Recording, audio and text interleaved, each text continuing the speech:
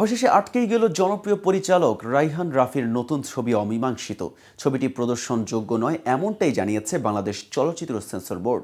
সংশ্লিষ্টদের লম্বা সময় অপেক্ষা করানোর পর ২৪ এপ্রিল এই সিদ্ধান্ত জানান বোর্ডের উপপরিচালক মোহাম্মদ মঈনুদ্দিন। বিষয়টি নিয়ে বিস্তারিত জানাতে কেটিভি শোবিজ থেকে আমি মেহেদী হাসান আছি আপনাদের সাথে। সেন্সর বোর্ড থেকে লিখিত চিঠিতে জানানো হয় ছাড়পত্র না দেওয়ার পেছনে রয়েছে উল্লেখযোগ্য ৪টি কারণ। সেগুলোর মধ্যে অন্যতম কারণ হলো চলচ্চিত্রটিতে রয়েছে নৃশংস খুনের দৃশ্য।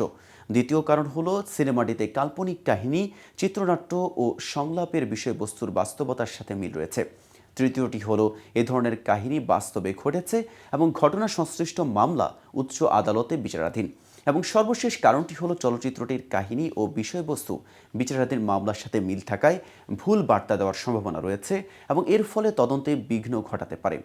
এছাড়া সেন্সর বোর্ডের সদস্যগণ আরও মতামত দেন, চলচ্চিত্রটি বিশেষ কিছু বৈশিষ্ট্যের কারণে জনসাধারণের মধ্যে প্রদর্শন উপযোগী নয়।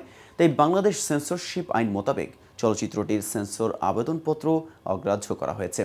তবে এই সিদ্ধান্তপত্র প্রাপ্তির ৩০ দিনের মধ্যে ছবিটি প্রদর্শনের বিষয়টি বিবেচনা করার জন্য সরকার বরাবর আপিল আবেদন করার সুযোগ রয়েছে প্রযোজক পরিচালকদের।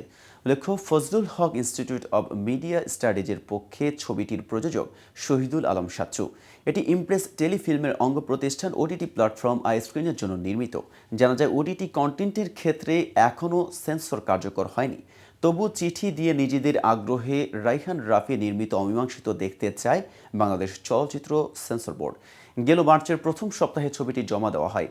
তখন নির্মাতা আত্মবিশ্বাস নিয়ে বলেছিলেন তার ছবির ছাড়পত্র পেয়ে যাবে, কারণ তিনি এমন কোনো কন্টেন্টে নির্মাণ করেননি যেটা দেশের ভাবমূর্তি ক্ষুণ্ণ করবে।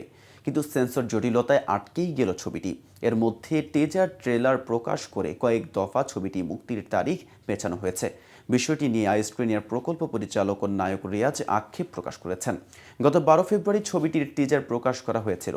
সেটা দেখে অধিকাংশ দর্শক আঁচ করেছেন এটি আলোচিত সাংবাদিক দম্পতি সাগর রুনির হত্যাকাণ্ড ঘিরে নির্মিত, যেই ঘটনার রহস্য এক যুগ পেরিয়ে এখনও খোলাস হয়নি।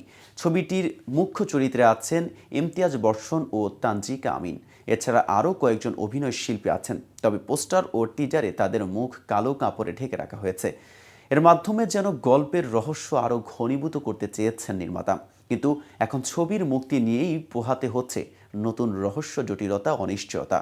তাহলে এভাবেই কি সব কিছু অমীমাংসিত থাকবে? তো বন্ধুরা, শুধুমাত্র সত্য ঘটনার উপর নির্মিত হওয়ায় অমীমাংসিত ছবিটি সেন্সর বোর্ডের আটকে দেওয়াটা কতটা যুক্তিসঙ্গত? আপনার মতামত জানাতে পারেন কমেন্ট বক্সে। আর ভিডিওটি ভালো লাগলে শেয়ার করতে ভুলবেন না। আজ এ পর্যন্ত, এতক্ষণ সাথে থাকার জন্য ধন্যবাদ। নিত্য নতুন সকল আপডেট পেতে কেটিভি শোবিজের সাথেই থাকুন।